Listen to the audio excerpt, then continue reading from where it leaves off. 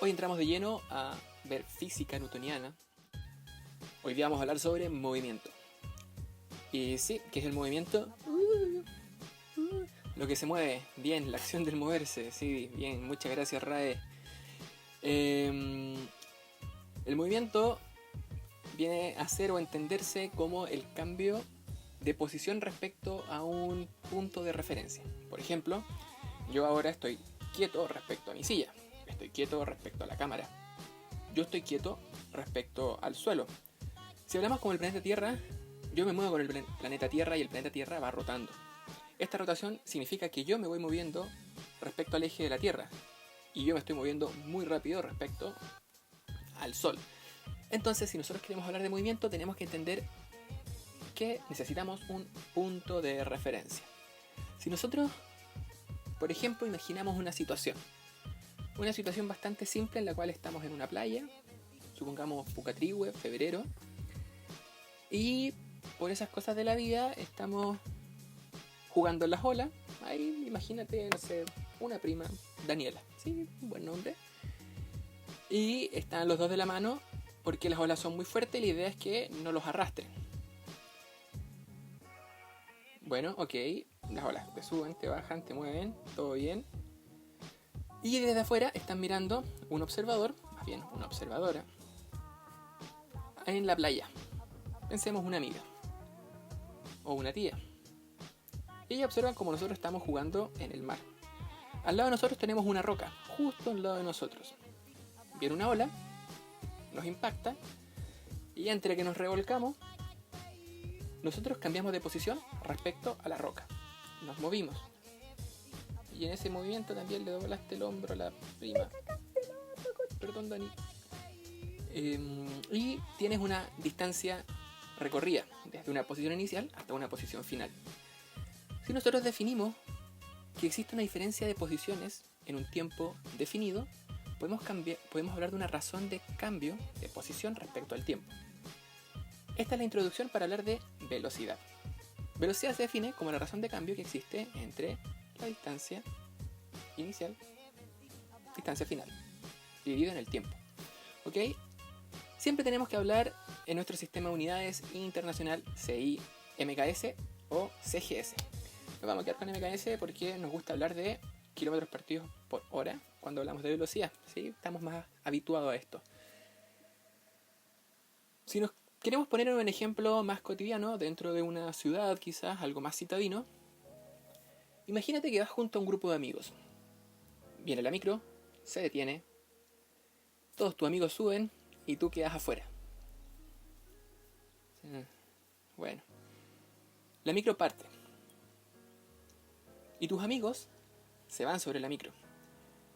Tenemos que entender que existe un movimiento relativo respecto a ti, tu persona, yo en este caso, con los de mi amigo, que van en la micro.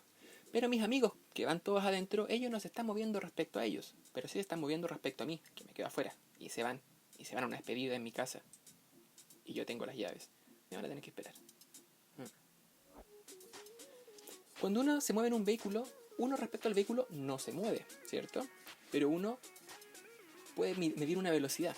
Esta velocidad que se mide es una razón de cambio respecto a cuánto tú avanzas en el suelo. Siempre teniendo en cuenta una posición de referencia. El ejemplo de la playa, nosotros nos movimos respecto a la piedra, ¿cierto? Hola Dani.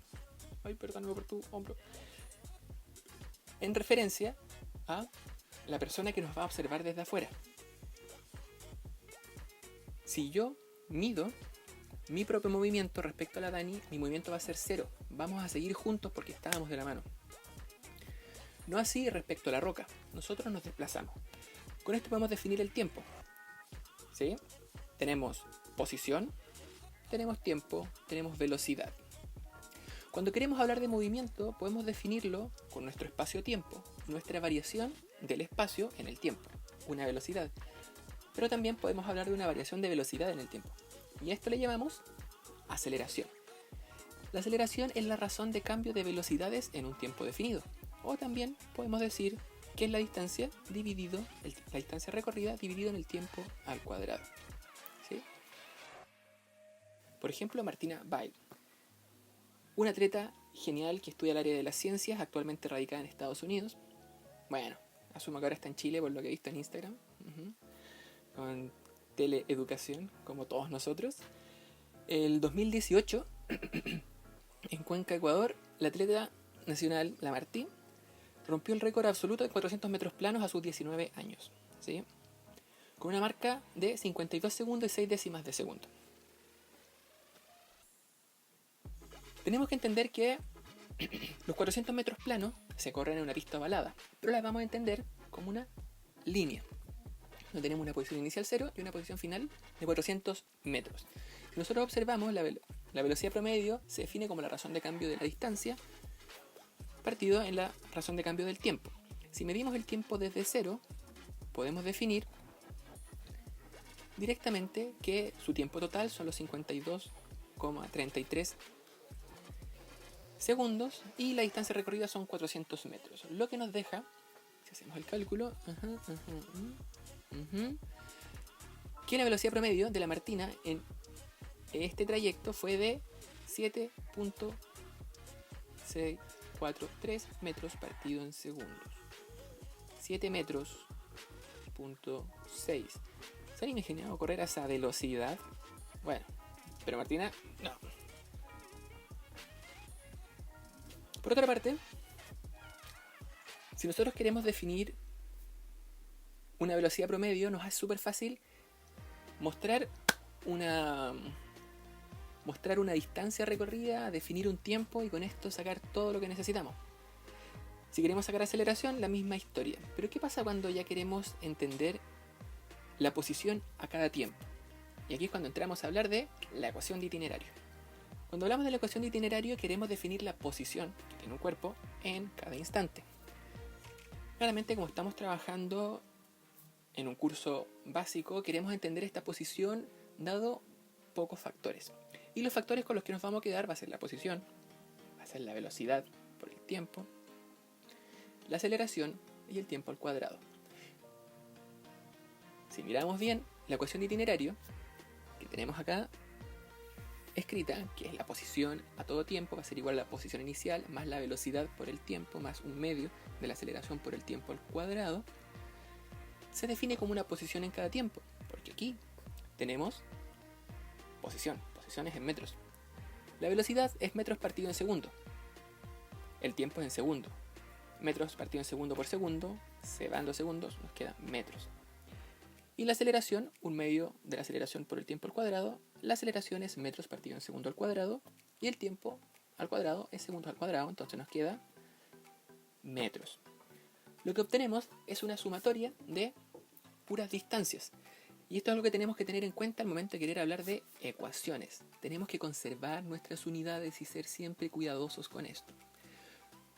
Ahora que ya podemos conocer la posición para cada tiempo, vamos a definir un ejercicio que va a ser la caída de una moneda desde el Costanera Center. Por ejemplo, si en el fondo de nuestras más malas intenciones queremos lanzar una moneda desde la altura del Costanera Center, que es el edificio más alto que tenemos en Chile y lo fue durante un tiempo en Latinoamérica, una altura del orden de 300 metros. ¿Con qué velocidad este llegará al suelo? Primero, es conocida que la aceleración de la gravedad es del orden de 9,8 metros partido en segundo. Es una aceleración, ¿sí?, que va en dirección al centro de la Tierra. Tal que si utilizamos nuestra ecuación de la posición de itinerario, vamos a definirla como una posición I para trabajar en un plano totalmente vertical y un tiempo T. Tal que cuando lanzamos desde lo más alto de la altura H del edificio con una velocidad inicial nula, velocidad inicial P sub 0 igual a 0 metros partido en segundo, tenemos. Aquí tenemos que definir bien cuál es la altura inicial. La altura inicial la tenemos que definir respecto a dónde estamos midiendo. Si estamos midiendo desde la superficie del Costanera Center o desde la base del suelo. Definimos para este instante que la altura la vamos a medir desde el suelo. ¿Sí? Desde el suelo, entonces 300 metros arriba nosotros soltamos las monedas o a una altura h nosotros soltamos la moneda. Sabemos que la velocidad inicial es 0, entonces este término lo podemos retirar porque se hace 0. Y como la aceleración de gravedad apunta en dirección al centro de la Tierra, y estamos hablando de vectores, se mueve en contra del movimiento positivo, si queremos hablar del eje Y, va a tener un signo menos, lo que nos va a dejar un medio de g por t al cuadrado. Tenemos que entender ahora que la ecuación de itinerario nos va a dar la posición para cada tiempo. Entonces, justo este tiempo t, cuando llega al suelo, la posición y de t va a ser 0. Y esto va a ser igual a h menos un medio de g por tiempo al cuadrado, pero el tiempo que se tardó al llegar al suelo. De esto podemos despejar nuestra linda ecuación y tenemos que h va a ser igual a un medio de g por t al cuadrado en el suelo. Despejamos rápidamente t de suelo y observamos aquí que nos queda la raíz de 2h sobre g. h es metros, g es metros partido en segundo al cuadrado. Como está abajo de una fracción, segundos al cuadrado queda en el denominador y los metros se anulan, lo que nos deja nuestras unidades correctamente, porque la raíz de tiempo al cuadrado es tiempo y tiempo lo medimos en segundo, entonces tenemos nuestra velocidad. Ahora, si queremos obtener la velocidad con la cual llega al suelo, podemos despejar nuestra ecuación de itinerario para velocidad, la cual se define como v de t va a ser igual a la velocidad inicial más la aceleración por el tiempo.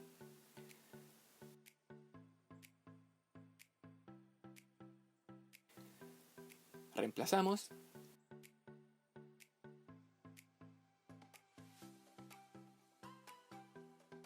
y podemos obtener rápidamente el valor de la velocidad en el suelo. Una de las cosas que es interesante dentro de estos ejercicios es que no existen muchas diferencias y no existen muchos tipos de ejercicios que se puedan hacer con estos contenidos. Esto es principalmente porque la cantidad de variables que podemos utilizar no son muchas. Son idealizaciones de los ejercicios, pero tenemos que tener en cuenta que son lo suficientemente correctas para poder definir toda la física con la cual se empezó a construir la sociedad que hoy día conocemos. Por ejemplo, la altura de los edificios, la velocidad de los vehículos, lo que nosotros entendemos al momento de ir a correr, de ver una carrera, como la carrera de Gran Martina, y todo este tipo de actividades, ¿sí? Entonces, rápidamente, movimiento se define como el cambio de posición respecto a un punto de referencia. Hicimos el ejemplo en la playa, hicimos el ejemplo de cuando me dejaron mis compañeros el día de una despedida de cuando me fui bien al sur. Y bueno, sí, fue una bonita noche. Qué buenos no recuerdos. Y también vimos la ecuación de itinerario, ¿sí?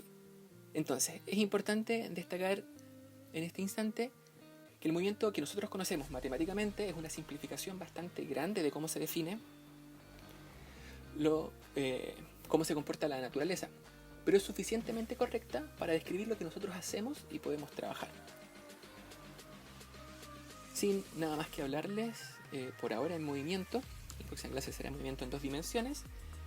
Quiero obviamente agradecer, a la Dani, perdón por el hombro. Sí, mi primita, mucho cariño. A la Martina, seguísima, y toda la gente que está viendo estas clases, ¿sí?